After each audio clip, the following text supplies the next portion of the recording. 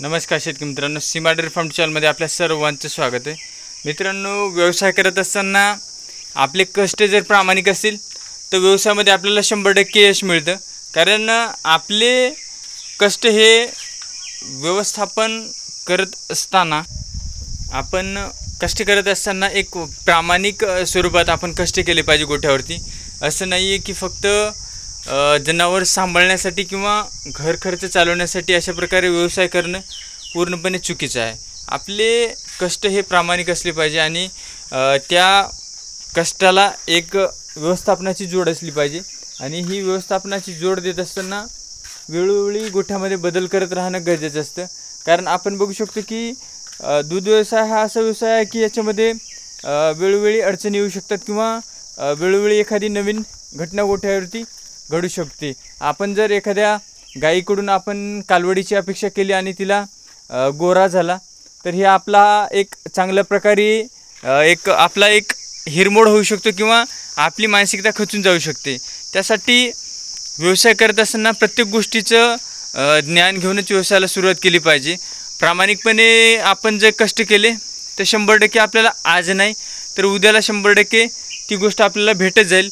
परंतु थोडा वेळ द्यावा लागतो. कारण व्यवसायाच्या सुरुवातीला नवीन गोष्टी आपल्याला आत्मसात करायला वेळ लागतो. की आपल्याला गोठ्यावरती आपल्याला वाटतं की एखाद्या म्हशीकडून गायीकडून पारडी किंवा कालवडच पाहिजे, परंतु या गोष्टी आपल्यासोबत घडत नाही आहेत.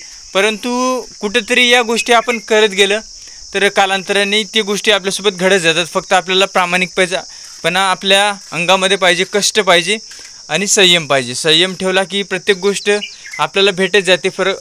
फरक एवढाच आहे की आज जी भेटणारी गोष्ट आहे ती उद्या भेटू शकते, त्यासाठी वेळ जाऊ शकतो. म्हणून या गोष्टीकडे लक्ष देणं गरजेचं असतं. आपले कष्ट प्रामाणिक ठेवा, संयम ठेवा. गोठा व्यवस्थापनामध्ये वेळोवेळी बदल करत राहा. व्यवस्थापन करत असताना चाऱ्याचं व्यवस्थापन असो, खुराकाचा असो किंवा जनावरांच्या आरोग्याचा प्रश्न असो, प्रत्येक गोष्टीचं वेळोवेळी निसरण करत राहा की गोठ्यामध्ये बदल करत राहा.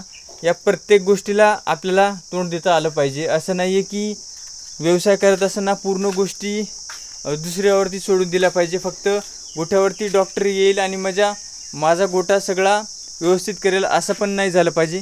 आपल्याला काही गोठ्यावरती गोष्टी करता आल्या पाहिजे. जनावरांच्या टेम्परेचरचा प्रश्न असो किंवा जनावरांच्या कासदाहाचा दगडीचा प्रश्न असो, या गोष्टी आपण गोठ्यामध्येच क्लिअर केल्या पाहिजे. आता आपण बघू शकतो की या छोट्या छोट्या गोष्टी आपण जर क्लिअर केल्या तर यामधून आपल्याला वेगळ्या प्रकारचा बेनिफिट होऊ शकतो. आणि आपले जर कष्ट व्यवस्थित असतील तर आपल्याला जास्तीत जास्त खर्च लागणार नाही आहे. कमी खर्चामध्ये आपण आपला गोठा चालवू शकू आणि आपला गोठा एक वेगळ्या उंचीवरती घेऊन जाऊ शकू. त्यासाठी आपल्याला ही मानसिकता ठेवली पाहिजे की छोट्या छोट्या गोष्टींवरती आपण एक वेगळ्या प्रकारे त्याच्यावरती आपण काम केलं पाहिजे. की गोठा व्यवस्थापन करत असताना जनावरांच्या धाराचं नियोजन असो, जनावरांच्या धाराचं नियोजन 12 तासाचं असलं पाहिजे, जेणेकरून जनावरांचं दूध दोन्ही वेळेस व्यवस्थित निघेल आणि आपली जनावरे गाभण जायला त्रास जाणार नाही आहेत. तर आपण आपल्या जनावरांना चांगल्या प्रकारचं पशुखाद्य देणं किंवा मिनरल मिक्सचर देणं या गोष्टी खूप महत्त्वाच्या आहेत गोठ्यामध्ये. आणि आपण गोठा व्यवस्थापन करत असताना एखाद्याचं बघून गोठा व्यवस्थापन करतो हे पण चांगली गोष्ट आहे, परंतु एखाद्याच्या चांगल्या गोष्टी आपण आत्मसात केल्या पाहिजे. आणि एखाद्याने गोष्ट केली म्हणून जर आपण केली तर आपली पण ती गोष्ट चुकू शकते. कोणती गोष्ट घ्यायची आणि कोणती गोष्ट सोडून द्यायची हे पण आपल्याला समजलं पाहिजे गोठा व्यवस्थापनामध्ये. कारण प्रत्येक एखाद्याने केलं ते आपण केलं तर ते सक्सेसच होईल हा रेशो कुठंतरी चुकीचा ठरू शकतो. त्यासाठी आपण आपल्या डोक्याने पण काही गोष्टी आत्मसात केल्या पाहिजे किंवा आपल्या डोक्याला विचारून काही गोष्टी केल्या पाहिजे गोठा व्यवस्थापनामध्ये.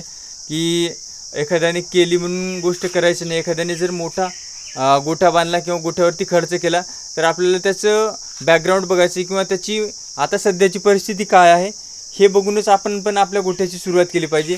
त्याने 10 लाखाचा गोठा बांधला म्हणून आपण 10 लाखाचा गोठा बांधला पाहिजे हे चुकीचं आहे. कारण त्याची आर्थिक परिस्थिती चांगली असू शकते, आपली थोडी बेताची असू शकते. त्यामुळं आपण लोन काढून जर गोठा उभारला तर तो लॉसमध्ये जाऊ शकतो. त्यासाठी कोणत्या गोष्टी आत्मसात करायच्या आणि कोणत्या गोष्टी सोडून द्यायच्या हे आपण ठरवलं पाहिजे. आपले कष्ट प्रामाणिक असले की गोठा 100% यशस्वी होतो. हे उदाहरण आपण आपल्या गोठ्यावरती घेऊ शकतो की वेळोवेळी गोठ्यामध्ये बदल करत राहणं. गोठ्याला एक वेगळ्या उंचीवरती घेऊन जायचं असेल तर वेळेचं मॅनेजमेंट गोठ्याला लावणं खूप गरजेचं असतं. व्हिडिओ आवडल्यास व्हिडिओला नक्की लाईक करा, शेअर करा, सबस्क्राईब करा. धन्यवाद.